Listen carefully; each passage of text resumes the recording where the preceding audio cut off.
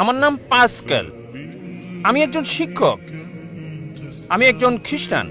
আপনার কথাই বলছি। আপনি ইংরেজি অনুদিত গসপেলের সাথে একমত, যা আমরা খ্রিস্টানরা বিশ্বাস করি। আমি এগুলোর উদ্ধৃতি দিচ্ছি। 1 নম্বর, 4টি গসপেলে যখন যিশু দীক্ষা নিয়ে বেরিয়ে আসলেন, স্বর্গ থেকে একটা শব্দ হচ্ছিল, এ আমার প্রিয় পুত্র, আমি তার উপর সন্তুষ্ট, তাকে মানো। একইভাবে 2 নম্বরে আছে, মাউন্ট টাবুরে তাকে পবিত্র করা হলো, তার মুখমণ্ডল সূর্যের মতো দেখাচ্ছে, স্বর্গ থেকে শব্দ বেরিয়ে আসছে, এ আমার প্রিয় সন্তান, আমি তার উপর সন্তুষ্ট, তোমরা তার কথা শোনো। অনেক সময় তিনি শয়তানকে তাড়াতেন। তারা মানুষের কাছে এসে বলতো, হে ঈশ্বরের সন্তান, কেন আমাদের অত্যাচার করছো সময়ের আগে? আবার বড় যাজকের সামনে যাজক যখন তাকে বলল, মহাপ্রভুর শপথ, তাকে বললাম, তুমি কি ঈশ্বরের পুত্র? তখন যিশু বলল, তুমি এটা বলছো। আর যাজক 5 নম্বর অনুচ্ছেদ বলছে, প্রধান যাজক যখন তারা যিশুকে অভিযুক্ত করলো, পিলাতের সামনে বলল, এই লোকটি বলছে সে ঈশ্বরের পুত্র, ধর্মমতে সে অভিকে ক্রুশবিদ্ধ করতে চায়। পিলাত এটা জানতেন না, সেজন্য তারা যিশুকে ক্রুশে চড়াতে চাইলেন। তাহলে সে নিজেকে ঈশ্বরের পুত্র দাবি করেছিল, যদিও সে সরাসরি বলেনি আমি ঈশ্বরের পুত্র, পরোক্ষভাবে বলেছে। ধরুন আপনি ডাক্তার জাকির নায়েক, আপনি এমবিবিএস ডাক্তার, আর আপনি বললেন, হ্যাঁ ভাই আপনি বলেছেন, এর মানে এই নয় আপনি নিজে বলেছেন আমি ডাক্তার জাকির নায়েক এমবিবিএস। একইভাবে যদিও যিশু নিজে বলেননি আমি ঈশ্বরের পুত্র, তিনি সম্মতি দিয়েছেন, সম্ভবত ভদ্রতার খাতিরে তিনি বলেননি আমি ঈশ্বরের পুত্র। আবার আরেকটি উদাহরণ, ভাই আপনার প্রশ্ন ইতিমধ্যে 5টা অনুচ্ছেদের উদ্ধৃতি দিয়েছেন, কোনোটাই রেফারেন্স বলেননি। না না, আমি এটার জন্য প্রস্তুত না, তাই আর বলছি না। আমি রেফারেন্সটা বলে দেবো, কোনো সমস্যা নেই, আমি রেফারেন্সটা বলে দেবো, আপনাকে সাহায্য করবো ভাই, আমি আপনাকে সাহায্য করতে চাই ভাই, কোনো সমস্যা নেই। আপনার প্রশ্নটা কি? আপনি কি এই 5টা অনুচ্ছেদ বলে বোঝাতে যাচ্ছেন যিশু ঈশ্বর দাবি করেছিলেন? হ্যাঁ। ঠিক আছে, আমি উত্তর দিচ্ছি। আমার চ্যালেঞ্জ ছিল একটা মাত্র স্পষ্ট বক্তব্য বের করে দেখান পুরো বাইবেল থেকে, যেখানে যিশু খ্রিস্ট ভাই সাল্লাল্লাহু আলাইহি সাল্লাম নিজে বলেছেন আমি ঈশ্বর, অথবা বলেছেন আমার উপাসনা করো, আমি খ্রিস্টান ধর্ম গ্রহণ করতে প্রস্তুত। একটা মাত্র বক্তব্য দেখাতে পারেন নাই স্পষ্টভাবে বলা সম্পূর্ণ বাইবেল থেকে, যেখানে যিশু খ্রিস্ট ভাই সাল্লাল্লাহু আলাইহি সাল্লাম নিজে বলেছেন আমি ঈশ্বর অথবা আমার উপাসনা করো। এখানেই বাইবেল আছে। আর এটা কিং জেমস ভার্সন। যেহেতু আপনি একজন শিক্ষক, আপনি প্যাস্টরও হতে পারেন। আপনি কি প্যাস্টর? না না না, আমি একজন শিক্ষক। আমি খ্রিস্টান ধর্মের একজন প্রকৃত বিশ্বাসী। আছে। রেড লেটার নামে এক ধরনের বাইবেল আছে, যেখানে যিশুর কথাগুলো লাল করা আছে। আপনি 5টি বিষয় উল্লেখ করেছেন, আর এগুলোকে 2 ভাগে ভাগ করা যায়। প্রথম, আপনি এলোমেলো উদ্ধৃতি দিলেন আর সঠিকভাবে উদ্ধৃতি দিলেন না। যা বলতে চেয়েছেন সেটা আছে গসপেল অফ জন 3 নম্বর অধ্যায় অনুচ্ছেদ 16, বলা আছে ঈশ্বর পৃথিবীকে এত ভালোবাসলেন একমাত্র ওরসজাত সন্তানকে দিয়ে দিলেন, তোমাদের কেউ যদি তাকে বিশ্বাস করে তার মৃত্যু হবে না, চিরস্থায়ী জীবন পাবে। এটা 4 গসপেলেই নাই, এটা আছে গসপেল অফ জন 3 নম্বর অধ্যায় অনুচ্ছেদ 16। এগুলো লিখে রাখেন, পরে চেক করে দেখবেন। গসপেল অফ জন 3 নম্বর অধ্যায় অনুচ্ছেদ 16, ঈশ্বর পৃথিবীকে এত ভালোবাসলেন যে নিজের সন্তানকে উৎসর্গ করলেন, যে কেউ তার উপর বিশ্বাস করবে সে মরবে না, চিরস্থায়ী জীবন পাবে। আবার আপনি উদ্ধৃতি দিলেন 5ম বার শেষ দিকে যে যীশু খ্রিস্ট বলেছেন তিনি ছিলেন ঈশ্বরের সন্তান। আপনি বলেছেন, আপনি কি জানেন বাইবেলে ঈশ্বরের পুত্র এ কথাটা অসংখ্যবার বলা আছে। যদি আপনি বাইবেল পড়েন, আদম ছিলেন ঈশ্বরের পুত্র, আল্লাহ তাকে শান্তিতে রাখুন। ইব্রাহিম ছিলেন ঈশ্বরের পুত্র, ইসরাইল ছিলেন ঈশ্বরের পুত্র। আপনি যদি রোমান্স পড়েন, 8 নম্বর অধ্যায়ে বলা আছে তারা সকলেই যারা ঈশ্বরের আত্মা দ্বারা পরিচালিত, তারা সকলে ঈশ্বরের পুত্র। আপনি যদি ঈশ্বরের দূত হন, আপনি ঈশ্বরের পুত্র। যদি আমি ঈশ্বরের দূত হই, আমি ঈশ্বরের সন্তান বাইবেল অনুসারে।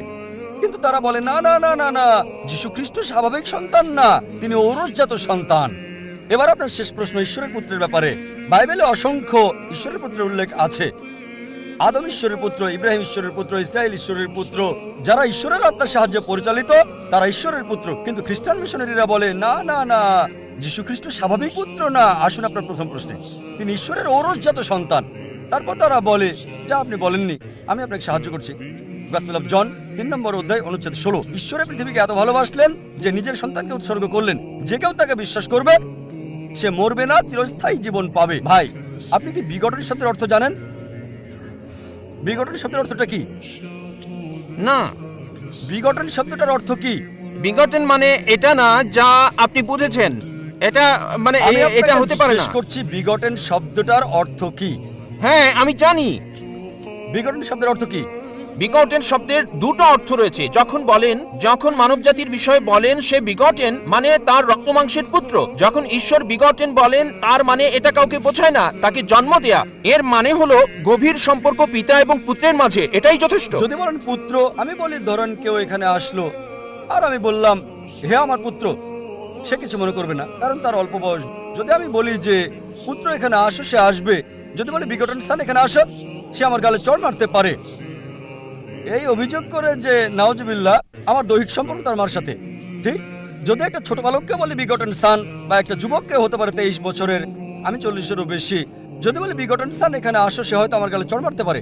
কেন? বিগটন মানে ঈশ্বরের দ্বারা শায়ার, শায়ার মানে নিম্নজাতের প্রাণীর যৌন ক্রিয়া সম্পর্কিত।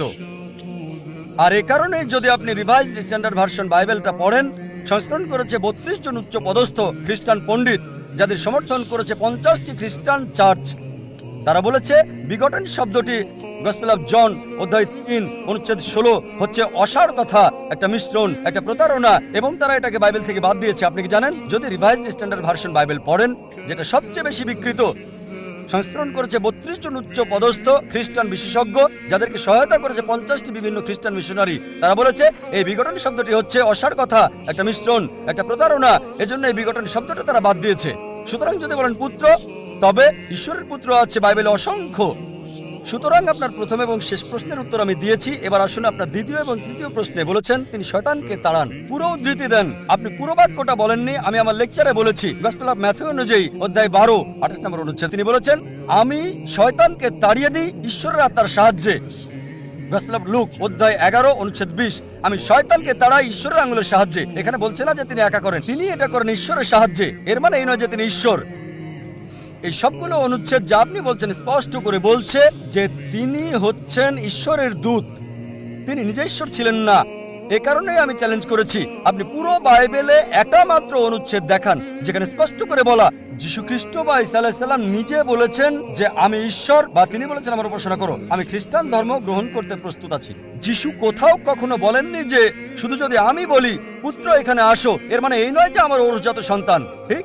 একইভাবে যদি আপনি আমাকে বলেন যে আমি আপনাকে ডাক্তার জাকির নায়েক বলে ডাকবো, ঠিক? আর যদি আমি আপত্তি না করি যে না এটা সঠিক হতে পারে, ভুলও হতে পারে, লোকজন বলে ডাক্তার জাকির নায়েক একজন বিশেষজ্ঞ, আমি নিজেকে মনে করি না বিশেষজ্ঞ, আমি একজন জ্ঞানের ছাত্র হিসেবে নিজেকে চিন্তা করি।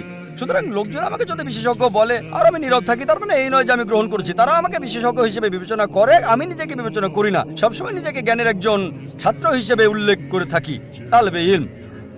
সুতরাং আপনি বাইবেল থেকে যা উদ্ধৃতি করেছেন, বাইবেলের যেখান থেকে করেন রেড লেটার হতে হবে। রেড লেটার মানে যীশু খ্রিস্ট বা ঈসা আলাইহিস সালামের কথা।